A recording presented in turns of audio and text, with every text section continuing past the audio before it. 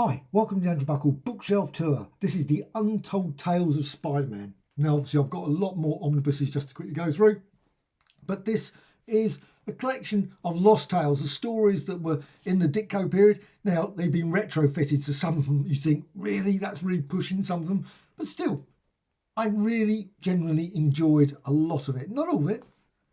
And you've got lots of different, of course, you've got Lizard, you've got Doc Ock, you've got Electro, you can see the Vulture there, obviously.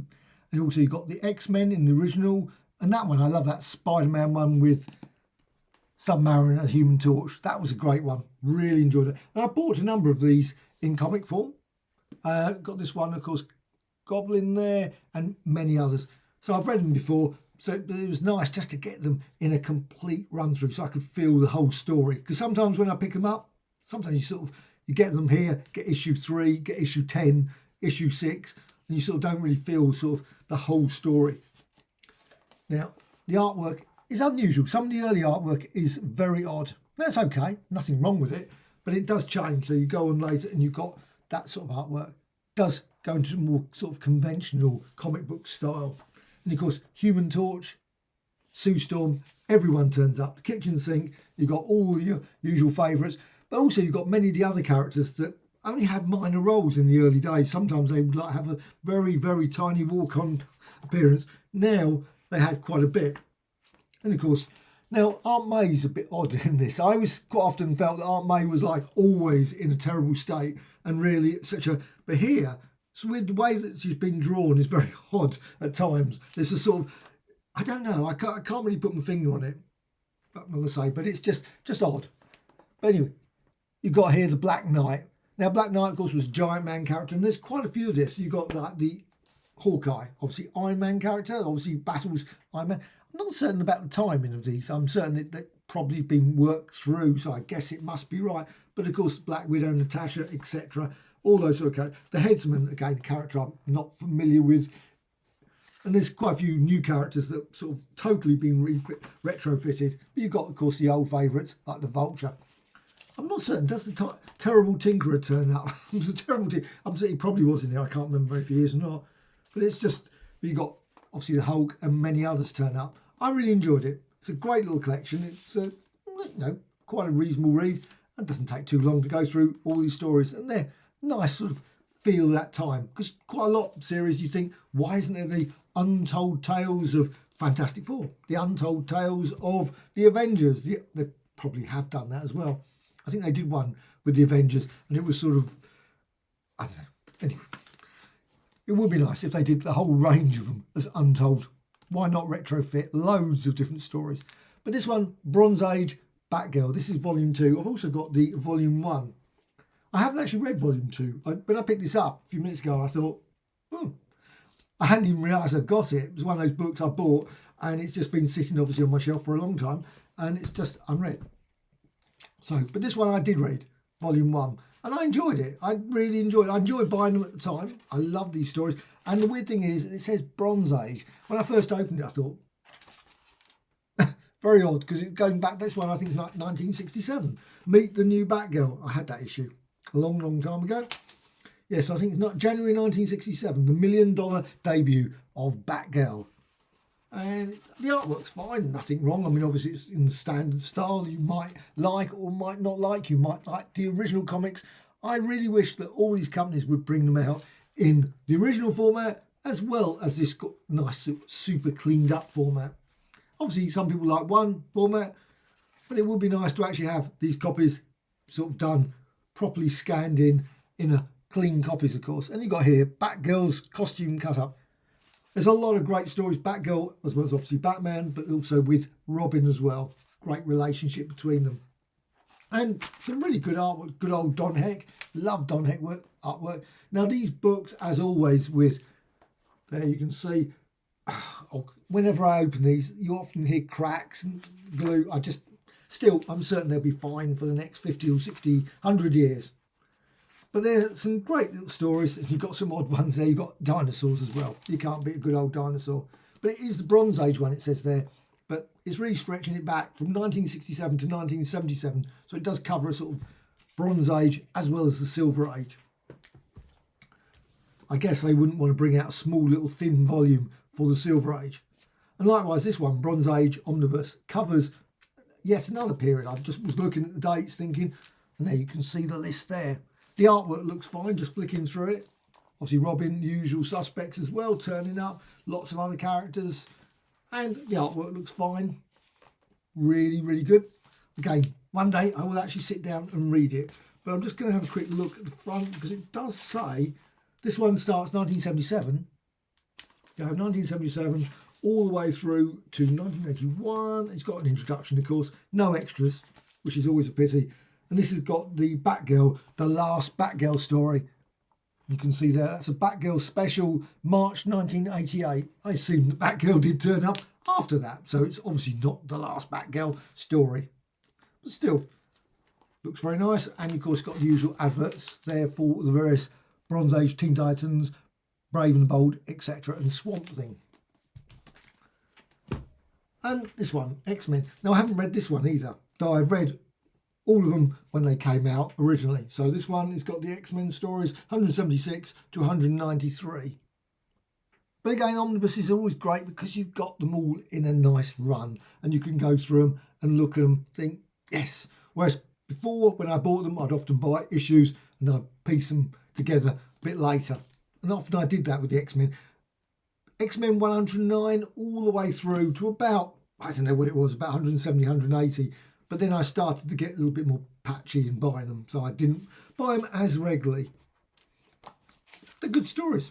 Really, really good stories. You've got some great artwork all the way through it. I don't actually know why I sort of fell out of sort of thinking I wasn't really into stories by the end of the X-Men. I sort of, like I say, dropped off by issue 200. I was just not buying them, which is pity because there's some just great artwork. When I go back and look at this, I think, I don't know why. And the stories, I'm certain, was fine. I think this is always, I started to buy other comics. So it was, I was getting obviously into, I don't know, probably the Spirit comics and those sort of things. I was getting more Golden Age stuff and that sort of period. And I wasn't just buying as many of these sort of modern comics. Obviously the Sandman, probably, I don't know, that must have been a bit later, I suspect. I can't remember when Sandman started. But this one, I remember getting that one. The X-Men and Alpha Flight, that was a great one. Obviously, good old Loki there. Great little thing. And also, of course, with these as ever, the White Queen, you've got there Wolverine and many other extras as well. Marvel Press, I didn't buy that. Marvel Press. There's Kitty and there. It's just great. Just a lovely little volume collection. And this one is the Uncanny X-Men and it's number volume 7, obviously with Barry Windsor-Smith, Milgram, Romita Jr. and Claremont. The remaining volumes are all Wonder Woman. Different periods. This one's George Perez. Now, I've read quite a few of the stories of this, but the Omnibus edition, I've only just really dipped into. Read them when they came out, the original comics, but these, I've just got them nicely in Omnibus. Now, unfortunately, I haven't got Volume 2 and Volume 3, so Aries there. But in case, as always with these Omnibus editions, they always seem, if you haven't read them for a while, always seem to crack very badly. And I've just opened them up a few times and I'm just going, ooh. But there was lots of classic tales in this. Really brilliant run from George Perez. Really love this work all the way through. So I really should get Volume 2 and Volume 3. They're probably out of print already now. I think they do occasionally come back in print, which is one of the things. This one collects issues 1 to 24 of the historic series, it says. And George Perez artwork, I always loved anyway. Anything he did was always amazing as far as I was concerned. Now, I haven't read this volume. Now, one day I will read this volume. This one is Wonder Woman and it's by the Phil Jimenez, I'm quite certain that's probably said. The artwork looks, well, I love that one. Donna Troy, Girl Frenzy, Wonder Woman. And, wow, looks absolutely amazing. I saw a YouTube video talking about the book. I thought, I must get that. And it was going for a reasonable price. One day I will sit down and read it. I have dipped into it. I have read some of the stories. The artwork looks great all the way through. Of course, it's got some of the old regular characters from Wonder Woman and that story there. Well, I'm not going to show all of it because the point is to turn around and say because I haven't read it. So, but it is quite a hefty volume. This one, early 2000s apparently, and you can see there the listing of all the things. So you've got Donna Troy, you've got Wonder Woman, Our Worlds at War, DC Special, Return of Donna Troy. I did enjoy the Teen Titans on TV as well, the Netflix series. Really enjoyed that. I must admit, I did struggle at a certain point, but once it got going again, I really thought, I'm really enjoying it. So, but Donna Troy sort of disappeared from the storyline, which was such a pity. Anyway, not going to say any more about that.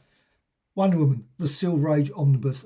Absolutely superb, really unusual stories, sort of carrying on in many ways with the stories from the Golden Age period, from the 50s as well. Some of the stories were very plain, odd. The artwork was certainly different.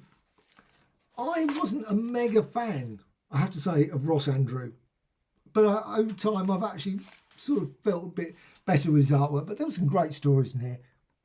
Now, I read these originally all in the Showcase edition.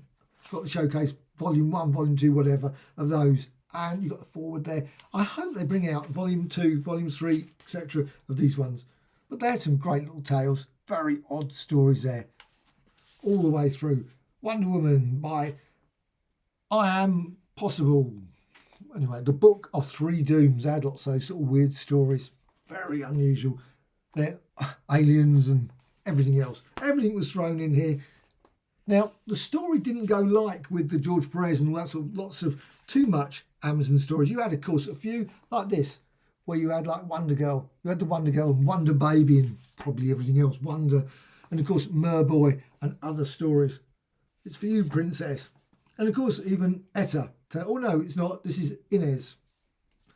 There's another character here. Did Etta turn up in this? I don't think she was a character. She might. I think they had one story. Actually, when quite a lot of these, I always felt that it had that sort of style of the Golden Age period. They tried that sort of style, but it. There's Etta talking about it. Yes, there's a few Etta, but not obviously so many stories.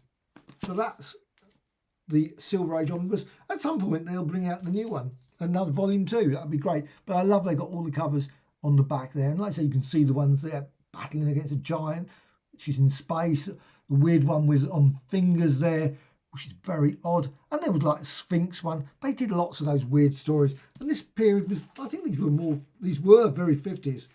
This, like even the cover here, you got the $1 million penny, even though ostensibly it looks like, obviously it's the newer sort of Silver Age. But at that point, it really did sort of like look at those 50s style ones, the $1 million penny one. And lots of different trials and things. Very unusually done. Let's see the time. It was started in 1958, so it was 1950s, obviously late 50s, all the way through going to 61, July 61. But the one thing about this book, which I really like, is it had some extras. Not many, but it has got the letters pages at the back. How good is that? I think it's really nice. I would love to see letters pages included in all of the DC ones. Hopefully, that's what they're doing nowadays. It would be nice if they always put that sort of thing. And maybe when they release updates for these books, it would be nice if they included a few more extras. Now, these ones are all the Golden Age ones. I'm still waiting. Hopefully, at some point, Volume 5 will come out. And it's been on, maybe coming out forever. I've ordered it, cancelled, ordered, cancelled, and it keeps getting cancelled. So maybe eventually it will turn up. This one is Volume 2. Now, of course, as always, they're slightly out of order. But I just loved H.G. Peter, the artwork. And also the plain story. Now, unfortunately, of course, with these, they've been restored. They've been cleaned up. I would love to see these preferably in the original. And I've had over the years, a few of the sort of original Wonder Woman stories, Sensation Comics, etc. Always generally in coverless. Never had an actual issue, but in coverless. But they're great stories. And the artwork was always superb. But again, they've been sort of cleaned up is the best. But they had very odd tales. They had a certain style that was very unique. And probably they would never do this nowadays. They would never bring out a comic in this sort of style now with people being like there. Give it to him, sister. Very, very strange. And lots of various oddball stories. They're battling against various people. All the way through. And another scene there. So maybe not for everyone. Again, cracked. Oh, that hurt. Heard that. But no bonus material at the back of this one. And this one includes Comic Cavalcade. I don't know if that was the last. No, it's not the last one. But it was near the end of the Comic Cavalcade series. Sensation Comics, they only had like 8 or 9 pages in those sort of stories. So you got 25 to 48, so they really rushed through. But again, they went on to about issue 90 odd. So there's probably a lot more to still come. Saying that, is that goes up to 90? Oh no, 89, that other one. I'm just looking here, volume 4. So I've got volume 4. These are great stories as well. I think that the story started to get a bit by the end. I'm not saying all of them were classics. And this one, Mistress of the Beast. The artwork was great. But again, unfortunately, you can't tell because it's been changed and modified and tweaked. And I think the stories, H.G. Peters was still doing this. But again, of course, without comparing it to the actual original comic, I don't know. And there's a lot of these ones where obviously my will against yours, etc. I think they included that in a 100-page giant. That was story. That was a good. And there you got Comic Cavalcade. Now I would have loved if they had actually combined those characters, Green Lantern as well as Flash, and also Wonder Woman had their stories in Comic Cavalcade. They never did. They were always separate stories, and you can see the separate story here. Anti-Electric, just oddball ones like that. Very, very strange. And there were they had lots of scenes like that with trees. I don't know what it was with trees, lifting up trees. And of course, the lasso, etc. Now, of course, at the time, it wasn't developed in the same way as, of course, later on. But they're still great little tales and very odd. You've got their sort of armour, very peculiar. But the thing about this one, they've got the covers on the back. So again, brilliant to see the covers. And lots of different stories. No, of course, many times when you see the covers, it doesn't actually probably have that much relationship with the actual stories in the case. I'm always wondering about those things. But it doesn't, I don't think it's got any extras. No, it's got no extras at the back. It's just got a little bit of information. That is it. This is volume 3 and covers. Now that one I mentioned, it does cover up to 89. So you've got here, but the Wonder Woman stories, you see the Wonder Woman stories there, 23 to 34. That really still means quite a gap that's going to need to be filled in the volume 5 and volume 6 if they ever come out. Hopefully they do. It would be nice to see. I suspect though it's going to be a bit of a struggle because I've got a volume of Wonder Woman in the 50s and stories were really went down. They went very odd in the 50s and not probably in the way that the oddness of these, which I like because of just pure quirkiness. Those other ones just did not do, but still, that's what they did. This is volume 3 and it covers 49 to 69, Comic Cavalcade 14 to 22 and Wonder Woman 16 to 25. As it says here, meticulously restored and never before collected stories. And again, lots of very strange tales. Lots of people always, of course, tied down. They really loved that sort of story. And also you had these sort of very odd characters. And again, lots of people just breaking out of resistance with my Amazon resistance if I spring out of the boiling water fast enough. Well, I guess Wonder Woman can survive that. She's like Superman, I guess. Of course, you had Essa Candy character there. She, of course, appeared virtually all the way through, lots of her characters. I don't know if the other characters particularly ever had a name. Well, I think they probably did. But you got to meet Carl and I bet you a box of chocolates.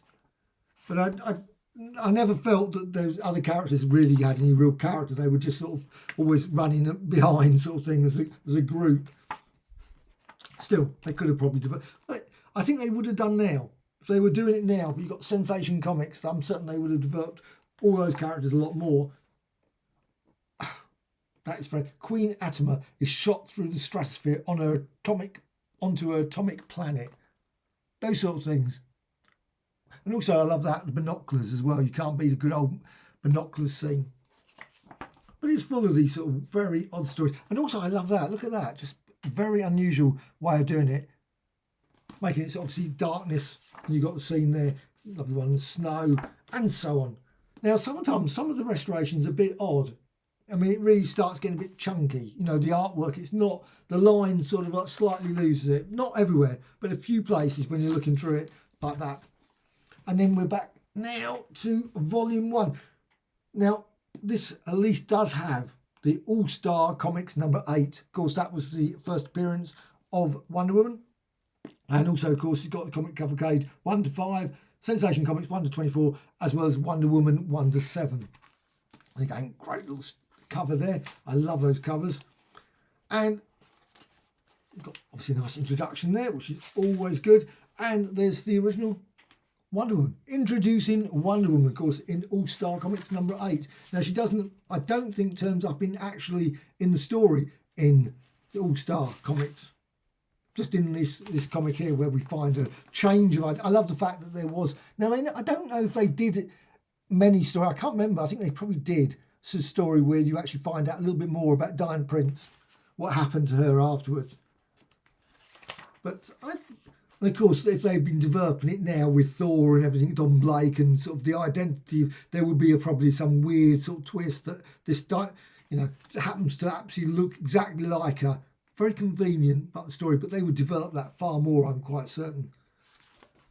But they had every kind of weird story, lots of sort of, I don't know, it's just strange. Look at that, going down in the sea there, and you've got sort of deep sea divers and things. They just threw everything into this. Quite often when you look through this, and I'm really only thinking about it now, you don't actually see any really Nazis, which is very odd. There's like you wouldn't really get the impression that they're actually at war. Obviously they do, but I don't really feel when you're looking through it, there isn't that sort of storyline, as if it's a completely separate reality from what was actually going on at the time. Because at this point, of course, this was probably 1942, 43, etc., etc. Does actually have section Wonder Woman campaigns for war bonds and stamps.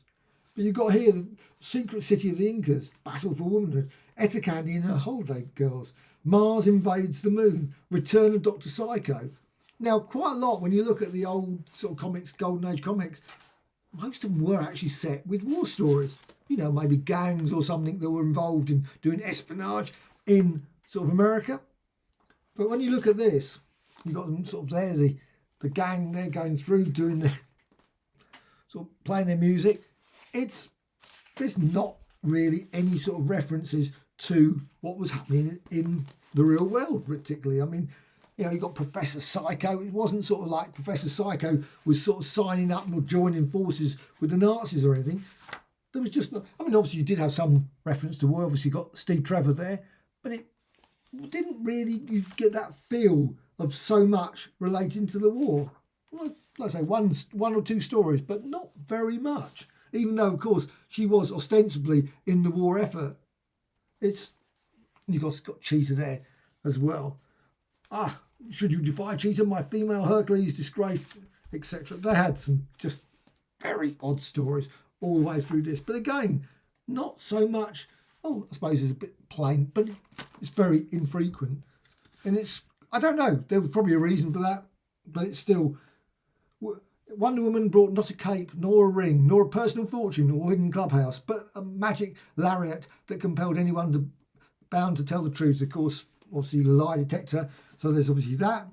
And the bracelets that could not only deflect bullets, but prevent Wonder Woman from ever using her superpowers for unchecked destruction, which is quite good, of course, very useful.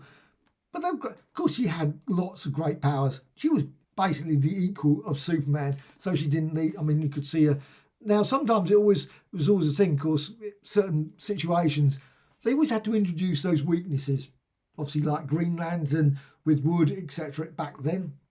Though with Flash, I don't, was there any weaknesses for Flash? Can't think of a weakness. He obviously always carelessly got knocked out or something would happen. You think, well, guy who's super speed, why would he ever get knocked out? But still, likewise with Wonder Woman as well. She was always falling foul and was getting caught and in awkward situations. But this is a great volume. I love the 4 volumes I've got so far.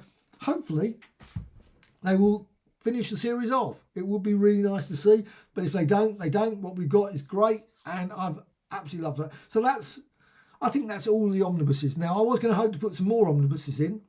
And I might do another one with omnibuses later, because I'm expecting the Captain Marvel one to come fairly soon.